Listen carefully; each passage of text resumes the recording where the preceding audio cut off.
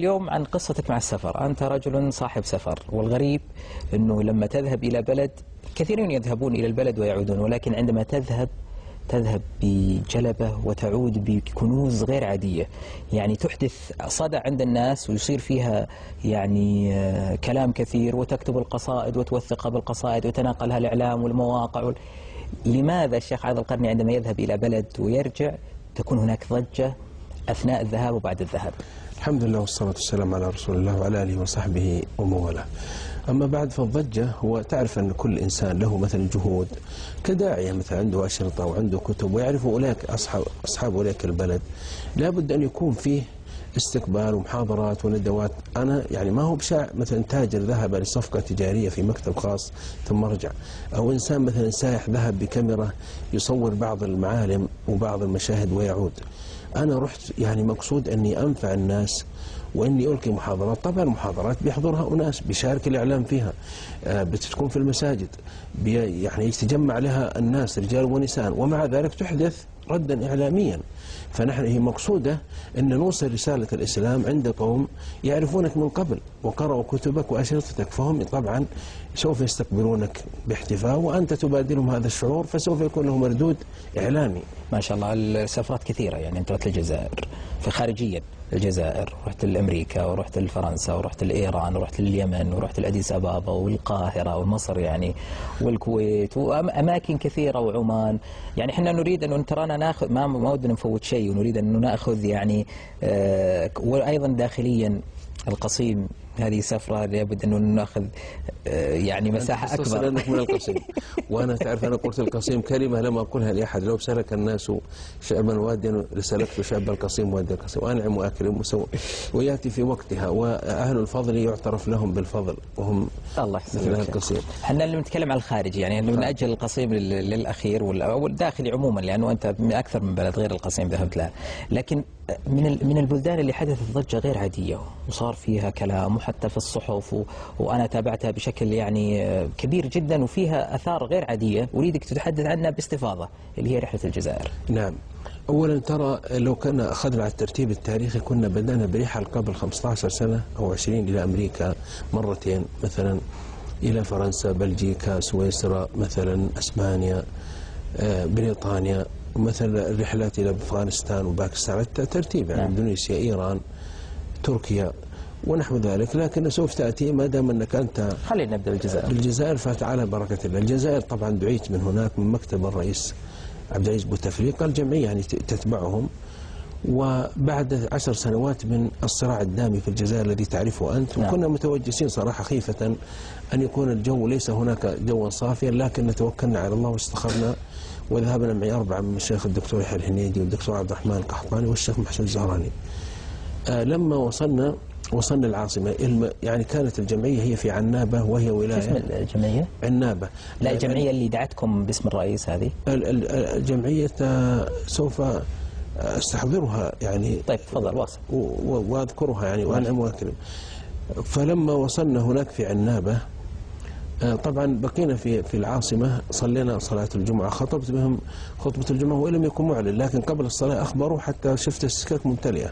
نعم. انتقلنا إلى عنابة وكان استقبال الحمد لله، شكر الله لهم جودهم وفضلهم. الحقيقة يعني رجعت وأنا منشرح الصدر، يعني تجد الاستقبال والتنظيم والحفاوة وكل شيء مرتب، وتجد المشايخ عندهم والمسؤولين يعني يواجهونك من المطار، ثم تنتقل معهم تجد حتى أنك ينزلونك يعني منزلة تتعجب، مثلا تجد مثلا عندك الأمن والدرك، وتجد الصور في الشوارع، حاطين صور طبعا معلقة في شوارع عنابة، ويرحبون بكم في فترة انتخابات. حتى بعض صحفهم تمزح تقول ظننا أن عاذ القرني أنه مرشح يدخل انتخابات مع ال7 المرشحين.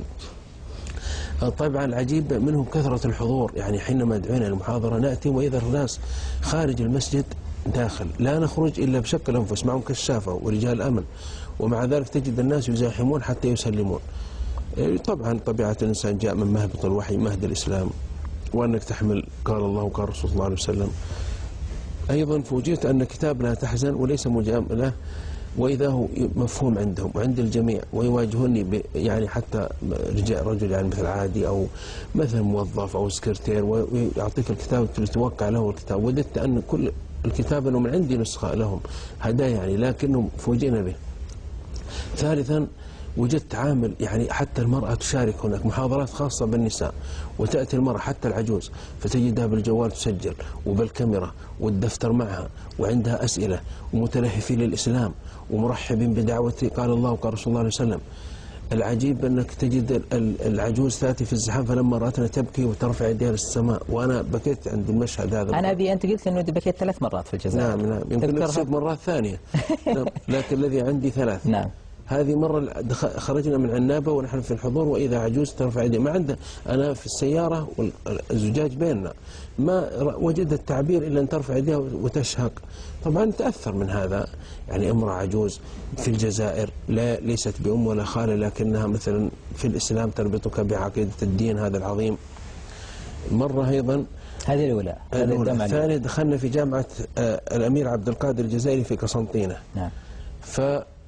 جاء طبعا البروتوكول أن النشيد الوطني يعرض يعني للزعماء وكذا والضيوف الكبار، ولكنهم خالفوا المألوف. قبل المحاضرة قرأوا آية من القرآن ثم النشيد الوطني الجزائري وهو نشيد الثورة يوم حرروا وطنهم ودفعوا 1.5 مليون شهيد. وهذا فقام الناس جميعا عند النشيد، والنشيد مؤثر لشاعر الثورة عندهم كان كتبها في الزنزانة القصيدة من السجن اسمه مفدي زكريا. تذكر من الأبي نحن ثرنا في حياة أو ممات وعقدنا العزم أن تحج يا الجزائر فاشهدوا فاشهدوا فاشهدوا يا فرنسا قد مضى وقت العتاب وطويناه كما يطوى الكتاب فاستعدي وخذي منا الجواب يا فرنسا قد دنا وقت الحساب. قوية ومرعبة ومزلزلة وتعرف أنا شاعر. وقاموا كلهم فقمنا توكلنا على الله وقمنا وقوفا. قمت معهم. نعم. قلت المشايخ استعدوا قوموا عليكم توكلوا على الله، الله بيتجاوز عنا. نعم. وبيسامحنا. طبعا تأثرت يعني طبعا سالت الدموع لأن الكلام قوي. وشاهد الجزائريين أمامي رجال ونساء، واحدة مثلا كان عمها قتيل وعمها جريح وضحوا ثم انهم يعني طهروا بلادهم من المحتل. فكانت هذه هي الدمعة الثانية. الثالثة كنا في الجزائر العاصمة فنقلوا المحاضرة من المساجد إلى الاستاد الرياضي. فلما جيت الاستاد الرياضي وإذا الناس كالغمام وإذا الناس والأمن وكذا، وقلت من أنا وقلت لنفسي لقد ارتكيت ملتقى صعبا يروعي الغنم. طبعا يتأثر الإنسان. ثم قدم مقدمة فرديت عليه قصيدة ورحبت. وكنت أنا أردت أن أتكلم يعني محاضرة وأنا جالس، لكن هم احتاطوا أذكيهم على كل حال تجد كل شيء جاهز عندهم. فحطوا منصة للجلوس وماسة وحطوا ميكروفون ومنصة هنا. فلما سمعت الكلام وشفت الجمهور رفع القلم عني وجتني حمى من حمى تهامة هذه اللي نعم. اي نعم. إذا شفت الجمهور هي تجيك الحمى مرة. جم حمى. فقمت ومسكت الميكروفون وسلمت عليهم قلت قسما بالله يا شعب الجزائر وهو هتاف. لا عطني القصيدة من ضمنها قسما بالله يا شعب الجزائر أنكم في جبهة الدنيا منائر يا وقود الثورة الكبرى ويا قوة الإسلام في تلك في المنائر. ثم من ضمنها قلت أنتم من ضمنها وعلى بركات الله شعب الجزائر ما نحفظها. نعم. والقصيدة الثانية حي الجزائر وانشد في نواحيها وابعث لها الشوق قاصيها ودانيها أرض البطولات حي الله مقدمكم كتائب البغي قد قصوا نواصيها أنتم عروبة أيام الكفاح وسل فرنسا وقد خابت أمانيها إلى أن قلت فيها محمد رمزها والله راعيها أنتم أساتذة التحرير ثورتكم للعالم الحر إيقاظا وتنبيها سيروا على بركات الله يحفظكم محمد رمزها والله راعيها. فهتاف وتصفيق وتكبير. ثم يجيك الكلام بعد أن يعطوني فرصة أجيب شيء مدد من الحديث. فإذا أعطيتهم شيء أتوا بشيء.